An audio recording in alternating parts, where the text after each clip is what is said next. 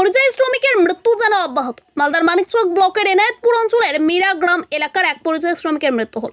পেটের টানে ভিন রাজ্যে কাজে পাড়ি দিতে হয়েছিল শেখ আতিউল বয়স 31 নামে এক তরতাজা যুবককে। বাড়িতে রয়েছে বৃদ্ধ মা বাবা, স্ত্রী ও 2 নাবালক সন্তান ও ছোট ছোট 4 ভাই বোন।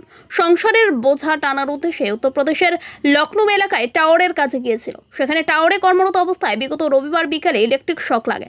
উপর থেকে পড়ে যায় বলে অভিযোগ। ঠিকাদার সংস্থা ও সহকর্মীদের সহযোগিতায় সেখান থেকে উদ্ধার করে চিকিৎসার জন্য স্থানীয় হাসপাতালে নিয়ে গেলে কর্তব্যরত চিকিৎসক মৃত বলে ঘোষণা করেন। মৃত্যুর খবর গ্রামে পৌঁছতেই কান্নার রোল এলাকা জুড়ে।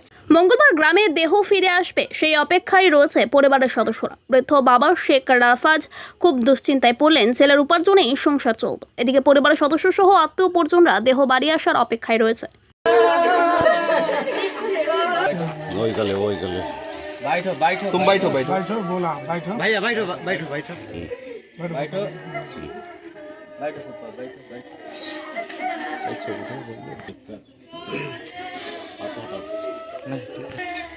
পরিবারের বড় ছেলে ছিল। আচ্ছা এ খাটছিল আর এর ভরসাতে পরিবার চলছিল। আচ্ছা এখন মারা গেছে।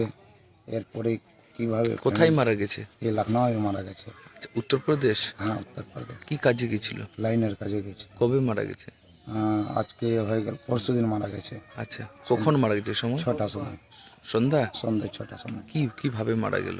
ওই কাজ শেষ হয়ে গেছিল। আচ্ছা শেষ পর লাস্টে একটা লাইন চলছিল না বাড়িতে। আচ্ছা ওটা পোলে উঠলো। হ্যাঁ তো ওখানে লাইনম্যানও ছিল, হ্যাঁ সুপারভাইজারও ছিল। হ্যাঁ। তো কারো দোষ নাই। হ্যাঁ। বাস এই কাজ করতে গিয়ে কারেন্ট লেগে গেল। আর লোহার পোল ছিল তো, আচ্ছা সেই জন্য একটু বেশি করে লাগলো। আচ্ছা সঙ্গে সঙ্গে মারা গেল। হসপিটাল নিয়ে আসলো, ওকে চিকিৎসা করালো। ডাক্তার বললো এর ডেথ হয়ে গেছে। আচ্ছা মৃতদেহ কখন আসবে? মৃত্যুদেহ দেখি আমরা আশা করেছি 3-4। কে কে আছে পরিবারে? এদের পরিবারে ওর 2টা বাচ্চা আছে। একটা ছেলে আছে বড়, মেয়ে আছে ছোট্ট, মা আছে, বাবা আছে, একটা বোনও আছে, ছোট্ট আছে, বিয়ে হয়নি এখন। কি করে বাবা কাজ টাজ করতে পারে? না, বাবা কাজ করে না, অনেক দিন থেকে কাজ করতে পারে না। কিভাবে চলবে সংসার, কি ভাবছেন? এইটাই তো আমরা ভাবছি, সরকার থেকে চাই এদেরকে কিছু হেল্প দেওয়া যায়। কি নাম আপনার? আমার শেখ হায়দার। কে হলো আত্মীয়? না, আমাদের গ্রামে